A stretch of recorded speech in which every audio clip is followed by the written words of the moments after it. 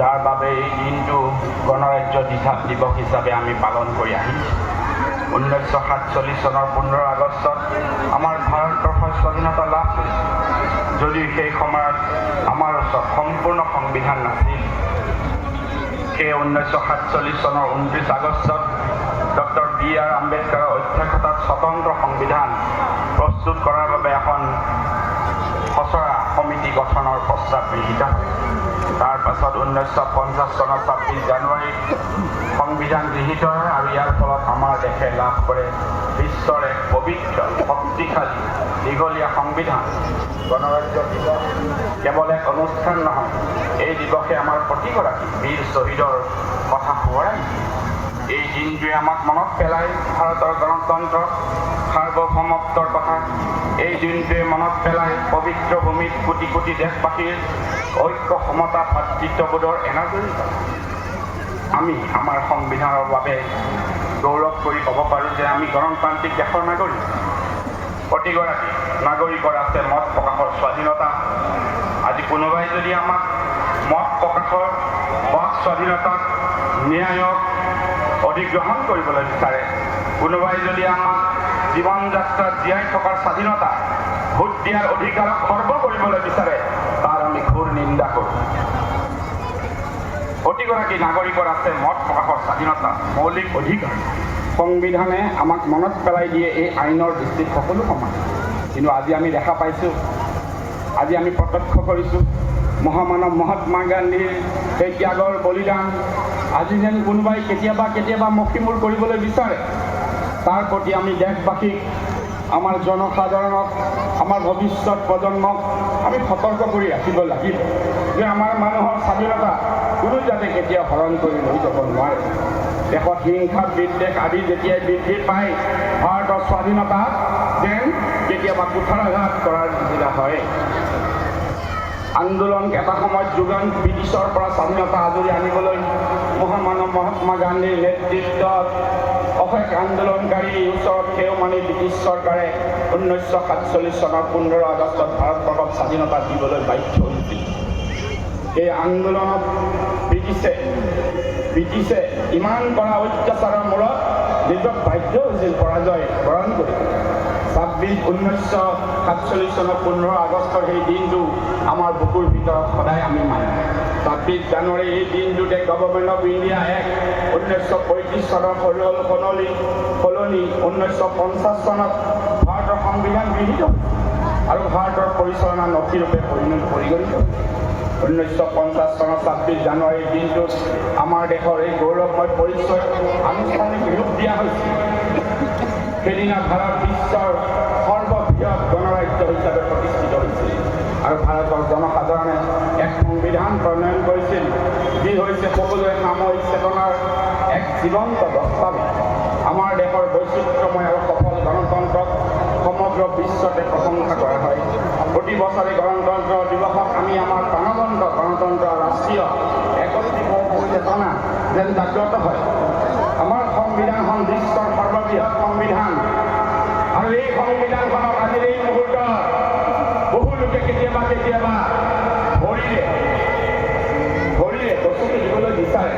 কিন্তু সংবিধানটো সংবিধানৰ স্বাধীনতা কোনোৱে খৰ্ব কৰিব নোৱাৰে। আমাৰ ভাৰতবৰ্ষ বিভিন্ন জাতি, ধৰ্ম, বৰ্ণ, ভাষা, বিচিত্ৰ সংস্কৃতিৰ মহামিলনৰ তীৰ্থ। সেয়েহে লোকে সমস্ত সুখীনা ভৱন্ত, সকলো মানুহেই সুখী হওক, এই মহানতাৰ ভিত্তিত আমাৰ সংবিধানখন ৰচনা কৰা হৈছিল। 1949 চনৰ 6 নৱেম্বৰত 395টা ধাৰা সন্নিৱিষ্ট গণ পৰিষদ সংবিধানখন গ্ৰহণ কৰা হৈছিল। আমাৰ সংবিধানৰ এক দীঘলীয়া ইতিহাস। প্ৰথম বিশ্বযুদ্ধৰ পিছত ভাৰতৰ ভালেকেইগৰাকী জাতীয়তাবাদী প্ৰগতিশীল নেতাই সংবিধানৰ কাৰণে প্ৰথম দাবী উত্থাপন কৰিছিল। ফলত 1919 চনত ভাৰতৰ শাসন প্ৰণয়ন ব্যৱস্থা কৰা হৈছিল। কিন্তু সেই আইনে ভাৰতৰ দুটা প্ৰধান সম্প্ৰদায় হিন্দু মুছলমান সকলোৱে সন্তুষ্ট কৰিব পৰা নাছিল। এই আইন প্ৰণয়নৰ পাছত ভাৰতত সংহিতা দেখা দিছিল আৰু প্ৰকৃত স্বায়ত্ত শাসনৰ দাবী ব্যাপকভাৱে আন্দোলনেৰে আৰম্ভ হৈছিল।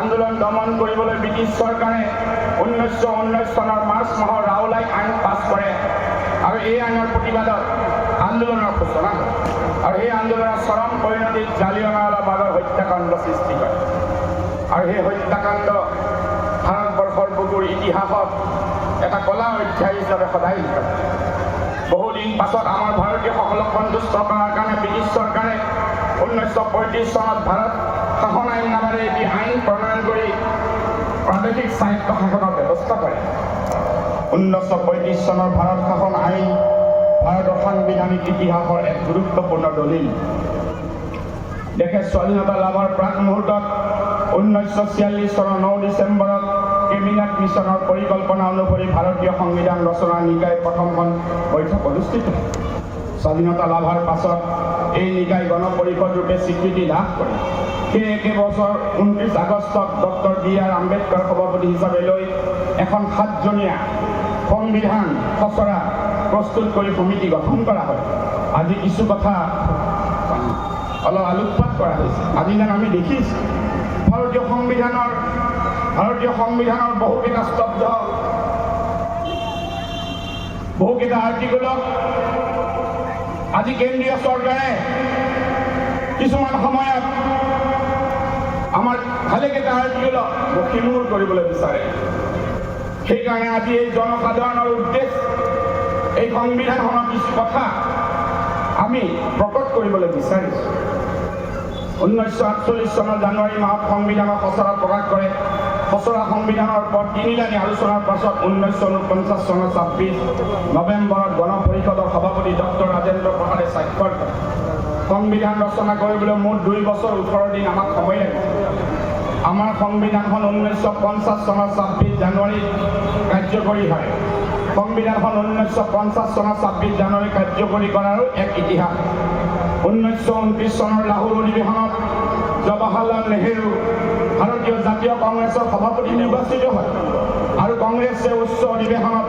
1950 চনৰ শেষৰ দেওবাৰৰ দিনটো পূৰ্ণ স্বাধীনতা দিৱসৰ বাবে সিদ্ধান্ত লয় ভাৰতীয় জাতীয় কংগ্ৰেছক যিসকলে বিদ্ৰোহ কৰে ভাৰতীয় জাতীয় কংগ্ৰেছৰ ছেক্ৰিফাইচক যিসকলে মূল্যায়ন দিব নিবিচাৰে তেওঁলোকে ইতিহাসৰ পাত লুটিয়াই চাব লাগিব 1950 চনৰ শেষৰটো দেওবাৰৰ দিনা ভাৰতীয় জাতীয় কংগ্ৰেছে পূৰ্ণ স্বাধীনতা দিৱসৰ বাবে সিদ্ধান্ত লয় সিদ্ধান্ত অনুসৰি 1950 চনৰ জানুৱাৰী মাহৰ শেষৰ দেওবাৰে লাহোৰৰ আজিৰ পাকিস্তান লাহোৰৰ ৰাবি নদীৰ পাৰত জৱাহৰলাল নেহৰুৱে তিৰংগা পতাকা জাতীয় উত্তোলন কৰে জাতীয় পতাকা 1950 চনৰ জানুৱাৰী মাহৰ শেষৰ দিনটো আছিল 26 জানুৱাৰী আৰু সেই স্বাধীনতা লাভৰ পিছত উক্ত দিনটোৰ সন্মানাৰ্থে 1950 চনৰ 26 জানুৱাৰী আমাৰ সংবিধানখন কাৰ্যকৰী কৰা হৈছিল লিখিত সংবিধান হিচাপে সংবিধানত এটা প্ৰস্তাৱনা তাত সংবিধানৰ উদ্দেশ্য লক্ষ্য ক্ষমতা উৎস আদিৰ বিষয়ে উল্লেখ এই প্ৰস্তাৱনাই ভাৰতবৰ্ষক এখন সাৰ্বভৌম সমাজবাদী ধৰ্ম নিৰপেক্ষ গণতান্ত্ৰিক ৰাষ্ট্ৰ হিচাপে প্ৰতিষ্ঠা কৰিছে প্ৰতিজন নাগৰিকৰ মুক্ত চিন্তা অভিব্যক্তি বিশ্বাস ধৰ্মীয় স্বাধীনতা স্বীকৃতি প্ৰদান কৰিছে প্ৰতিষ্ঠা আৰু সুযোগৰ ক্ষমতা প্ৰদানৰ লগতে ব্যক্তিৰ মৰ্যাদা তথা জাতীয় ঐক্য সংগতি অক্ষুণ্ণ ৰাখি ভাতৃত্ববোধৰ বৃদ্ধি কৰিবলৈ স্বাধীনতা প্ৰদান কৰিছে আজি এই পবিত্ৰ দিনটোত আমি সকলোকে স্মৰণ কৰিছোঁ আমি সেইসকল লোকক যিসকল লোকে ভাৰতবৰ্ষৰ স্বাধীনতাত প্ৰাণ আহুতি দিলে যিসকল মৌলানা হাফিজ কাৰীয়ে কিমানত ফাঁচি দিলে আজি ইতিহাসৰ পাত লুটিয়াই চাব লাগিব দাৰুল উলুম দেওবান্দ আপোনালোকে এক ইতিহাসৰ পাত লুটিয়াই চাব লাগিব কিমানজন ডাঙৰ ডাঙৰ ইছলামিক মনীষীয়ে ভাৰতৰ স্বাধীনতাৰ লগত নিজক বিসৰ্জন দিছে মৌলানা আজাদ চাহাবেও আৰু বিভিন্নজনে আশফাকুল্লাহ বিভিন্নজনে এই আন্দোলনত নিজৰ জীৱন আহুতি দিছে ভাৰতবৰ্ষৰ এই স্বাধীনতা আন্দোলনৰ যি এটা ইতিহাস আছে সেই ইতিহাসক কোনোৱে নুই কৰিব নোৱাৰে আজি আমি সকলোৱে এই কথাও জানো ভাৰতৰ অন্য ৰাজ্যৰ লগতে এই স্বাধীনতা সংগ্ৰামত অসমৰ বীৰ বীৰাংগনা মণিৰাম দেৱান কুশল কোঁৱৰ পিয়লি ফুকন বাহাদুৰ গাঁওবুঢ়া কনকলতা বৰুৱা মুকুন্দ কাকতি ঠগী খুদ ভোগেশ্বৰী ফুকননী চন্দ্ৰপ্ৰভা শইকীয়ানী, মাংৰি উৰাণ, ফৰমুদ আলী, তৰুণ নাম ফুকন, মহেন্দ্ৰ মোহন চৌধুৰী, বিজয় চন্দ্ৰ ভাগৱতী, হলধৰ ভূঞা, পীতাম্বৰ গোস্বামী, বিমলা প্ৰসাদ চলিহা, জ্যোতিপ্ৰসাদ আগৰৱালা আদি অলেখ জনলৈ আজিৰ এই পবিত্ৰ দিনটোত আমি তেওঁলোকক স্মৰণ কৰোঁ। আজি জয়মতী কুঁৱৰী, এইখনে অসম ভূমি গদাধৰ সিংহৰ পৰিচয় নিজৰ স্বামীৰ প্ৰতিব্ৰতা ৰাখিবলৈ সতী জয়মতীয়েও এই অসমতে আজি শ বছৰ আগত আহোম ৰাজত্ব কালত নিজৰ প্ৰাণ বলিদান দিছিল। এইখন বলিদানৰ দেশ। জাতিৰ পিতা মহাত্মা গান্ধীৰ নেতৃত্বত গঢ়ি উঠা অহিংস আন্দোলনে ভাৰতবৰ্ষক স্বাধীনতা দিলে। আজি গণৰাজ্য দিৱস পালন কৰিবলৈ আমি সক্ষম হ'লোঁ।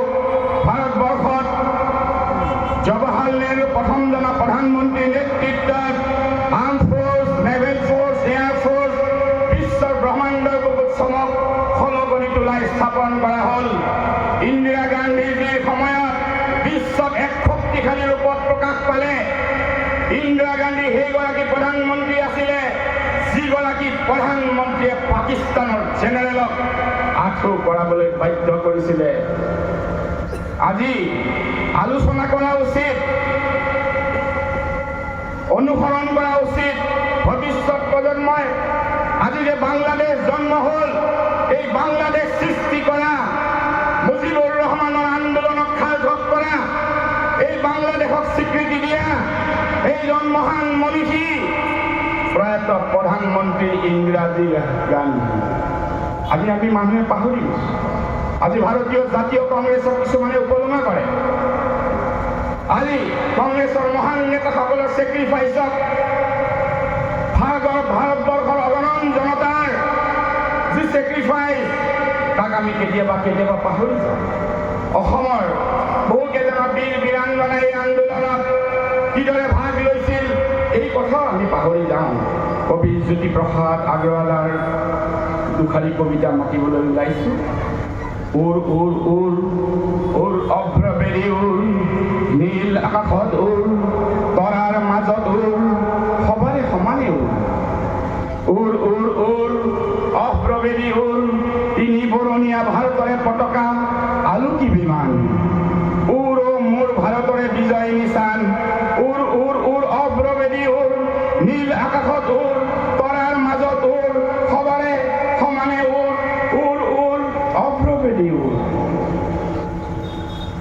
হজৰত আজান পীৰ চাহেবে ফৰাগুৰি চাপৰিৰ পাৰত বহি আহোম ৰাজত্বৰ সময়ত আমাৰ যি শ্ৰীমন্ত শংকৰ গুৰু, মাধৱ গুৰুৰ সেই তাল লৈ পবিত্ৰ জিকিৰ ৰচনা কৰিছিলে।